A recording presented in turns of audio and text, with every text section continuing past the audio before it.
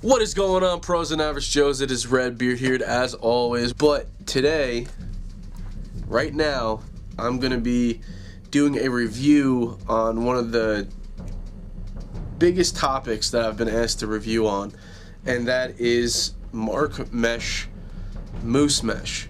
Now, I've been putting it off for a handful of reasons, but now is the time to unveil it and do my full review on it. And on top of that, I have both the almost said high school, the box version, the XL piece, and the field piece. So I'm gonna start out with the field piece, and that is boom right here. Nice deep red. The color in this is awesome. It actually almost identically matches to the red stock Eclipse that this is in. Went real simple with the black going all the way around. I actually got a maroon shooter that almost, blends in with everything else, which is cool because when you look at it, it looks like it's just floating there. To the mesh, it was really easy doing a top string. The two key things that I always look into when doing a top string is, one, it has to be symmetrical, and two, it has to be tight along the top of the scoop. So, as I mentioned in the previous video, goalies take a lot of shots to the top of the scoop and up here, and you start to see a lot of bagging of the mesh, and I just like to keep that nice and tight, which I have here.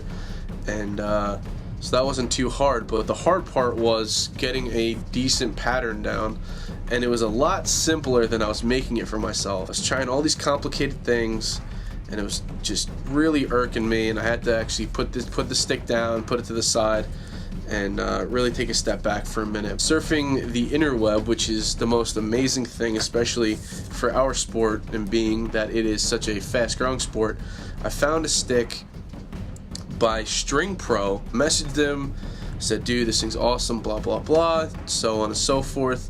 He sent me over, so kind of him to send me over a couple pictures of how he thinks I did a couple things different than what he did. So don't go over there and, be like, oh, well, it's not the same pattern. Okay, cool, fine, whatever. He did his, which looks awesome. He helped me out a lot, along with the sidewall, so you can kind of see the sidewall's a little bit different than what I'm used to doing, but what a world of a difference that it makes.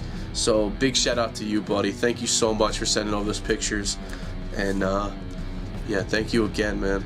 And did just two space straights, but what I ended up doing was weaving it in and out of the top and bottom row that it was going on, kind of like how you do a rolled, but this is a regular weave. And then I just kind of went through the plastic on the sides to make the mesh is a little heavy for my taste.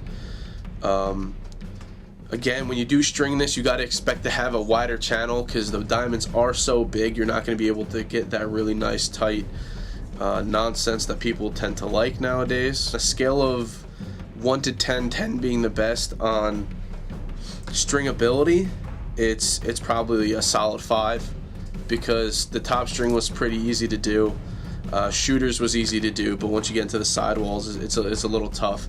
And the other thing is, you don't have too many rows to work with. I mean, you can see I have 0 tail in the back, so that's why it gets a 5 on stringability.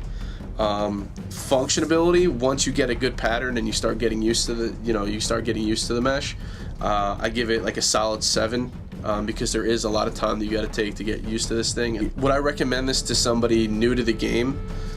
Not a chance. No way, Jose. I would not recommend this to a field goalie.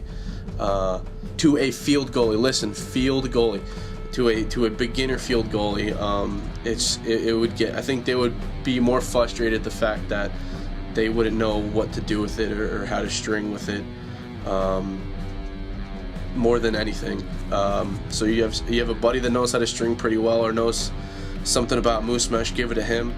As a product overall, on creativity, originality, I give it a 10 for sure.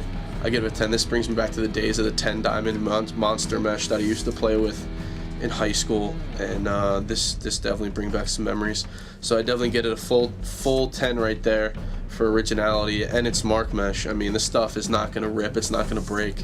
That's another reason why I used a shooter in the throat string, because there are such few contact points that the lace touches. I didn't want to use a nylon to risk tearing through it.